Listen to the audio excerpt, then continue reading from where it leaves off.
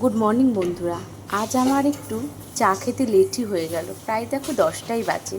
তো তোমরা সবাই জানো যে আমি লিকার চাটাই ভালোবাসি, তো আমি লিকার চা খাই। আর তার লিকার চায়ের সাথে আমি দেখো কফি নিয়ে নিয়েছি।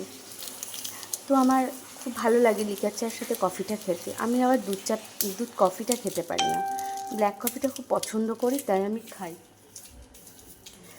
তো আমার আজকে কি মনে হলো জানো তো, যে গ্লাসে করে চা খেতে। তো ইচ্ছে হলো, মানে কাপে ঠিক আমার যে পোষাচ্ছে না, তো ইচ্ছে হচ্ছে আজকে একটু আমি গ্লাসে করেই চাটা খাবো। তো একবার মোটামুটি 1 গ্লাস তো হবে না, হাফ গ্লাসের মতো। কাপটা দেখছি বড্ড ছোট লাগছে আজকে, তাই আমি আজকে একটু গ্লাসেই চা খাবো।